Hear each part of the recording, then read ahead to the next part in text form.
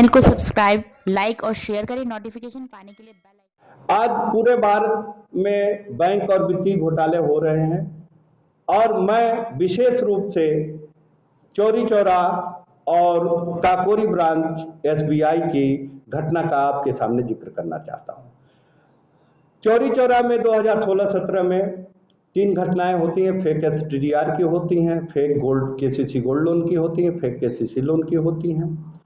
इन तीनों पोर्टफोलियो में एक ही आदमी है जो रिकवरी एजेंट है, सारा पैसा उसी के खाते में जाता है। इन तीनों घटनाओं में 2.15 करोड़ का घोटाला होता है। इसकी एफआईआर भी दर्ज है। अब मैं इसमें एक ही बात कहना चाहता हूं, न्यायपालिका की बात मैंने इसलिए किया और उसको बहुत चूंकि ये पुलिस केस हुआ तो ये महोदय जो रिकवरी एजेंट हैं ये गए उच्च न्यायालय में बेल के लिए। तो ये कहते हैं गोल्ड लोन में तो इन्होंने फर्जी दलील दे करके अरेस्ट स्टे लिया हुआ है। केसीसी लोन में कहते हैं कि मेरे खाते में आईओ कहता है 38 लाख गया, साहब 4 लाख अभी ले लीजिए और 4 लाख 1 महीना बाद ले लीजिए, हमको बेल दे दीजिए। और माननीय उच्च न्यायालय बेल देता है। मैं तो नहीं कर सकता क्योंकि माननीय उच्च न्यायालय का न्यायालय, इसको माननीय सुप्रीम कोर्ट देख सकता है। वो हायर है, वो कुछ भी निर्णय पे उनका अधिकार है, मेरा तो अधिकार है नहीं। मैं तो बहुत छोटे तहसील का अधिवक्ता हूं, मेरे गार्जियन ये लोग हैं। अब सवाल ये उठता है कि अगर 38 लाख लूट करके और 8 लाख में आप जमानत पाते हैं तो समाज में क्या मैसेज जाएगा? इससे तो इस अपराध की और वृद्धि होगी। अब ये तो न्यायालय को देखना है। और मैंने प्रधानमंत्री जी को ये सारी बातें डिटेल में लिखी है, सारी बातें हमने कही हैं। और हमने एक बात और कहा, अभी 19/11/2019 को माननीय प्रधानमंत्री जी ने कहा कि आर्थिक छलांग का बड़ा अच्छा समय है। तो उन्होंने कहा कि 5 लाख हमने 5 लाख करोड़ एनपीए वसूला, 2 लाख और वसूले जाएंगे।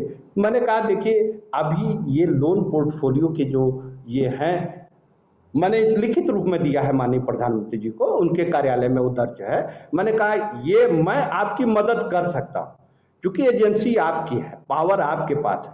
मेरे पास कुछ जुगाड़ है जिससे कि अगर आप जैसे आप कहते हैं सबका साथ, सबका विकास, सबका विश्वास और सबका प्रयास, तो मेरा भी एक प्रयास है कि भारत के आर्थिक उन्नत में अगर मेरी आप कुछ भी थोड़ी भी सहायता लेना चाहते हैं तो मैं आपकी सहायता देने को, जैसे आप कहते हैं सबका साथ, सबका विकास, सबका विश्वास और सबका प्रयास, तो मेरा भी एक प्रयास है कि भारत के आर्थिक उन्नत में अगर मेरी आप कुछ भी थोड़ी भी सहायता लेना चाहते हैं तो मैं आपकी सहायता देने को और निःशुल्क देने को तैयार हूं। ये जो भी रिकवरी होगी सब बैंक के खाते में जाएगा। वो चंद्रशेखर मणि 1 रुपया नहीं पाने वाले, अन्ना चंद्रशेखर मणि को इससे लालच है। मैं निस्वार्थ भाव से अपना पेट्रोल भरा करके अपने बूते आपकी मदद, इस भारतवर्ष की मदद को तत्पर हूं। अब मैं इतना ही कहना चाहता हूं, इससे अधिक और माननीय सर्वोच्च न्यायालय से कहूंगा कि भाई मैंने पीआईएल आपको दिया था और आपने डायरी नंबर और वार्ड नंबर दिया, 399-15 डायरी नंबर और 158-15 लोन लेते हैं। हाँ, उनके लिए क्या संदेश देंगे आप?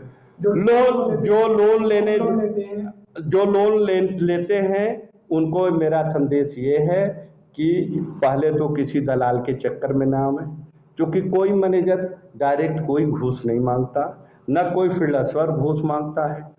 आजकल हर जगह प्राइवेट आदमी है, वही प्राइवेट आदमी इन दलाली के मुख्य रूप से जो है ये कारण बनते हैं।